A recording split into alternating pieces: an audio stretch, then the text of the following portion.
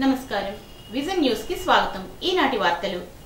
వేల్పూర్ గ్రామంలోని కృష్ణానందం పౌల్ట్రీ నమూనాలను పరీక్షించగా ఏవియన్స్ influenza positive గా నిర్ధారణ అయిందని అరికట్టేందుకు అన్ని రకాల అత్యవసర చర్యలను చేపట్టినట్టు జిల్లా కలెక్టర్ చదలవాడ నాగరాణి తెలిపారు। మంగళవారం పెదామిరం కలెక్టర్ క్యాంప్ కార్యాలయం నందు వేల్పూర్ గ్రామం కృష్ణానందం పౌల్ట్రీలో సోకిన ఏవియన్స్ ఇన్ఫ్లుయెంజాపై వివిధ శాఖల అధికారులతో కలెక్టర్ అత్యవసర సమావేశం ఏర్పాటు చేసి తీసుకోవాల్సిన జాగ్రత్తలపై పలు ఆదేశాలను జారీ చేశారు।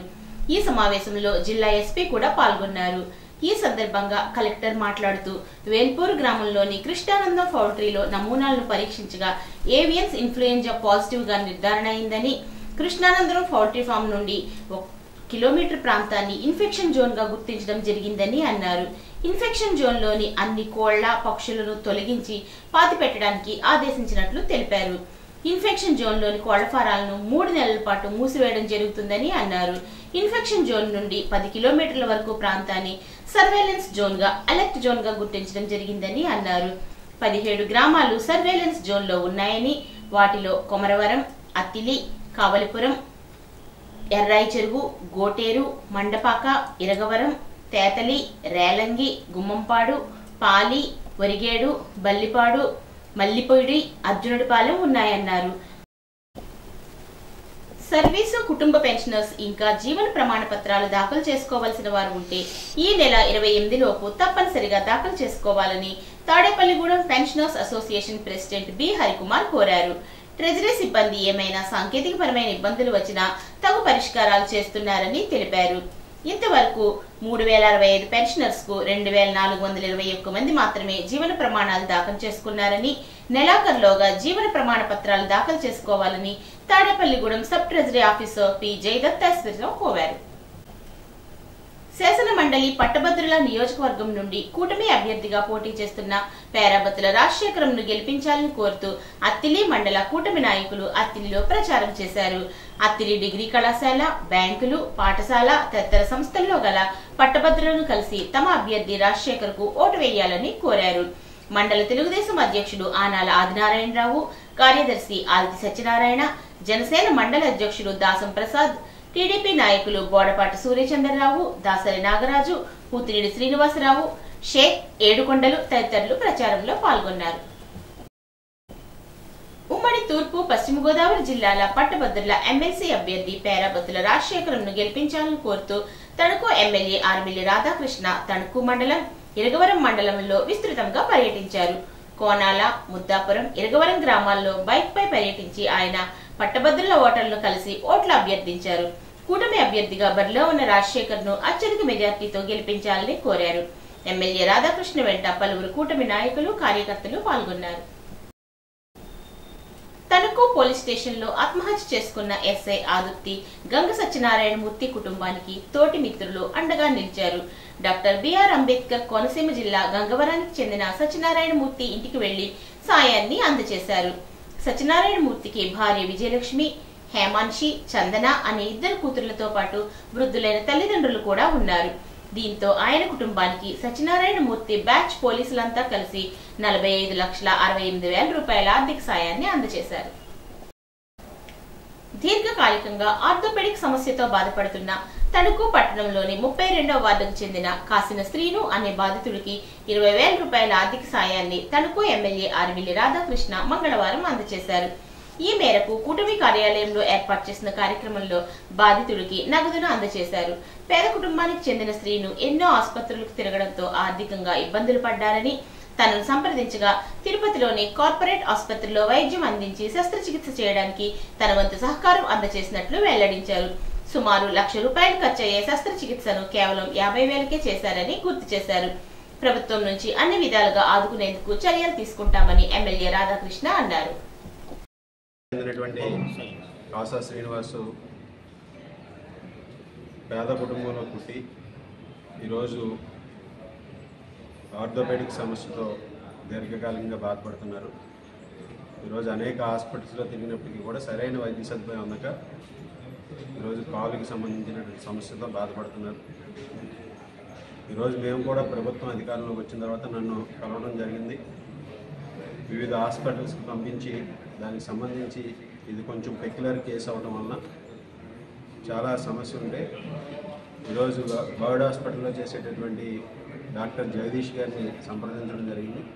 ఆయన సలహా మేరకు ఈరోజు తిరుపతి మారుతి హాస్పిటల్లో ఈయనకి వైద్య సదుపాయం వైద్య సహాయం అందించే విధంగా కూడా దానికి సంబంధించిన ఆపరేషన్ చేయించడానికి ఈరోజు చర్యలు తీసుకోవడం జరిగింది.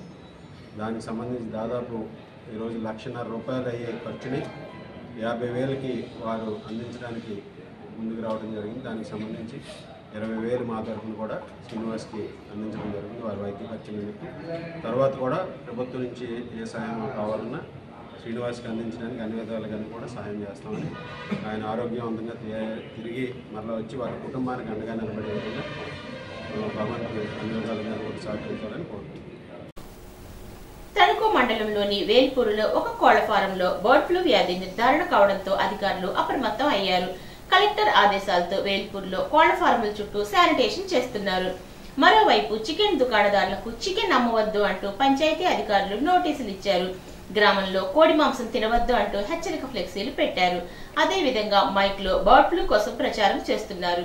ఈ సందర్భంగా మండల అభివృద్ధి అధికారి లోహిత్ జైసాగర్ మాట్లాడుతూ బర్డ్ ఫ్లూ సోకిన ప్రాంతం నుండి కిలోమీటర్ వరకు ఇన్ఫెక్టెడ్ జోన్ గా గుర్తించినట్లు తెలిపారు.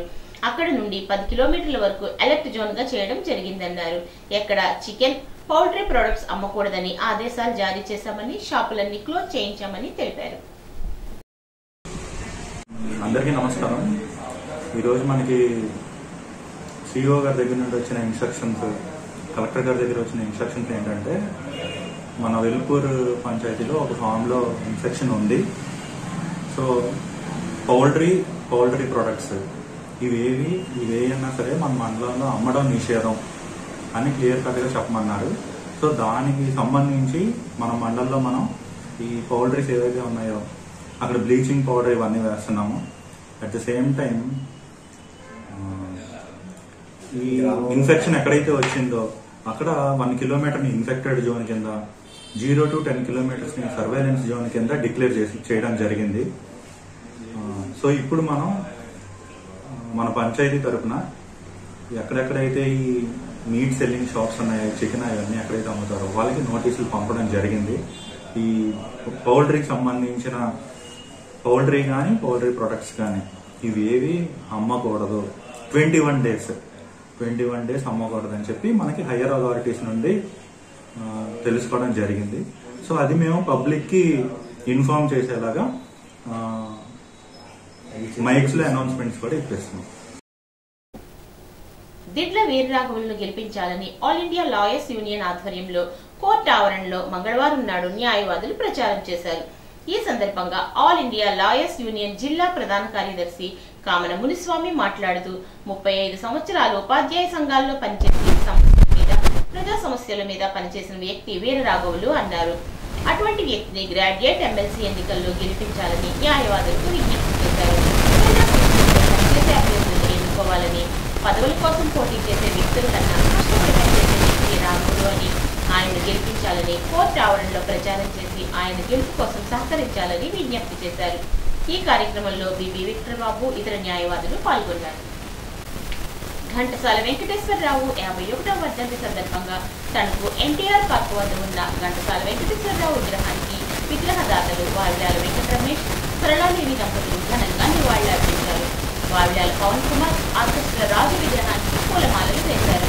సరళాదేవి దంపతులు కడియాల సూర్యనారాయణ, చోట సుబ్బారావు పూలతో నివాళులర్పించారు. ఈ సందర్భంగా సరళాదేవి ఘంటసాల జీవిత చరిత్రను వివరిస్తూ నేటి గాయకులు ఆయన జీవిత చరిత్రను తెలుసుకోవాలని, ఆయన సంగీత గాయకుడు కాకుండా దేశభక్తితో జైలుకు వెళ్లారని అన్నారు. ఎందరో సినీ గాయకులుగా చేసి ఆర్థికంగా, సామాజికంగా సహాయ సహకారాలు అందజేసిన గొప్ప గానగంధర్వుడు అని అన్నారు. అనంతరం సింగర్ రాజు, సుబ్బారావు తదితరులు ఆయన గేయాలను ఆలపించారు. ఇంకా ఈ కార్యక్రమంలో గాయకులు ఎం విజయ్ కుమార్, ఏ భాస్కర్, జ్యోతి, సుబ్రహ్మణ్యం తదితరులు పాల్గొన్నారు.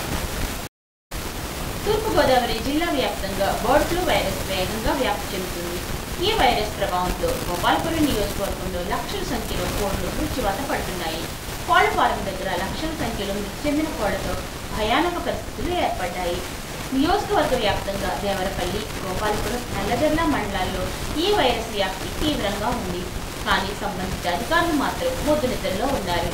వైరస్ వ్యాప్తి తీవ్రంగా ఉన్న ఫామ్ల వద్ద ముందు జాగ్రత్త చర్యలు చేపట్టడం లేదు. అసలు అధికారుల జాడే లేదు. ఇది ఇలా ఉంటే మాంసం దుకాణాల వద్ద బాయిలర్ కోడి మాంసం విక్రయం యథేచ్ఛగా జరుగుతుంది. రోడ్డు పక్కనే ఉన్న దుకాణాలు సైతం పంచాయతీ అధికారులు ఇచ్చిన నోటీసులను బేఖాతరు చేస్తూ ఉదయం నుంచి నియోజకవర్గంలో మాంసం దుకాణాల వద్ద చికెన్ను విక్రయిస్తూనే ఉన్నారు. కానూరులోని ఒక పౌల్ట్రీ ఫామ్ నందు బర్డ్ ఫ్లూ నిర్ధారణ అయినందున పరిసర ప్రాంతాల్లో అనగా 10 కిలోమీటర్ల పరిధిలో ఉన్న ఆయా గ్రామాలు దమ్మిన్ను, మోత్త, వెలగదుర్రు, తాటిపర్రు, ఉండ్రాజవరం, చివటం, పాలంగి, తూర్పుగోదావరి జిల్లా కలెక్టర్ మరియు జిల్లా వైద్య ఆరోగ్య శాఖాధికారి వద్ద జారీ చేసిన ఆదేశాల నిమిత్తం బర్డ్ ఫ్లూ ఫీవో సర్వే నిర్వహించడం జరిగింది. ఈ సర్వేలో భాగంగా పైన ఉదహరించిన గ్రామాల్లో మహిళా ఆరోగ్య కార్యకర్తలు, హెల్త్ అసిస్టెంట్లు, MLHPలు, ఆశాలు ప్రతి గ్రామానికి 2 టీములు చొప్పున ఏర్పాటు చేసి బర్డ్ ఫ్లూ సర్వే నిర్వహించడం జరిగింది. ఈ సర్వేలో ఎవరికి బర్డ్ ఫ్లూ జ్వరాలు లేవని నిర్ధారించడం జరిగింది. ముందుగా మా టీం అంతా కూడా ఇది ఏవియన్ ఇన్ఫ్లుయెంజా కంట్రోల్ విషయంలో భాగంగా ఏంటంటే మా టీం డాక్టర్స్ కానీ మిగతా AHAలు కానీ పారా స్టాఫ్ కానీ అందరూ కూడా రావడం జరిగింది. ఈ రోజు 5 టీమ్స్ ఇక్కడ ఫామ్ చేసి ఇక్కడ ఉన్నటువంటి 2 ఫామ్స్లో మనకి ఏవియన్ ఇన్ఫ్లుయెంజా వైరస్ వచ్చింది. దాన్ని కంట్రోల్ చేయడంలో భాగంగా ఈ రోజు అన్నింటినీ కూడా కల్ చేయడం జరుగుతుంది. మనకి ఫిజికల్గా ఎన్నైతే బర్డ్స్ ఫామ్ ప్రిన్సెస్లో ఉన్నాయో వాటిని అన్నింటినీ కూడా ఎనెస్థీసియా ఇచ్చి, అంటే వాటికి ఏ విధమైన నొప్పి లేకుండా మత్తు పదార్థం ఇచ్చి తర్వాత మెడ మెలికి పెట్టి వాటిని చంపడం జరుగుతుంది. చంపిన తర్వాత గన్నీ బ్యాగ్స్ లో పూడ్చిపెట్టి రికమెండేషన్స్ ప్రకారం గవర్నమెంట్ ఆఫ్ ఇండియా నామ్స్ ఏ అయితే ఉన్నాయో వాటి ప్రకారం కూడా 2 మీటర్ల లోతు, 2 మీటర్ల ఎడల్పు, 2 మీటర్లు ఎత్తు ఉన్నటువంటి వీటిని దొయ్యితో తీసా గోతులో పాతిపెట్టిన తర్వాత దాని ప్రకారం ఈ చుట్టుపక్కల గ్రామాల్లో స్ప్రెడ్ అవ్వకుండా సర్వేలెన్స్ జోన్ అని 10 కిలోమీటర్ల లోపు కూడా అందరినీ కూడా టీమ్స్ ఏర్పాటు చేయడం జరిగింది. వాళ్ళందరూ కూడా విజిలెంట్గా ఉండి అక్కడ ఏమైనా ప్రాబ్లం ఉంటాయి. తర్వాత ఏంటంటే ఆ ఏరియాలో ఉన్నటువంటి ఏ విధమైన మాంసం కానీ గుడ్లు కానీ అన్ని బయటకు వెళ్ళకుండా అది కూడా చర్యలు చేసుకోవడం జరుగుతుందండి. Thank you. ఈ వార్తలకు స్వల్ప విరామం.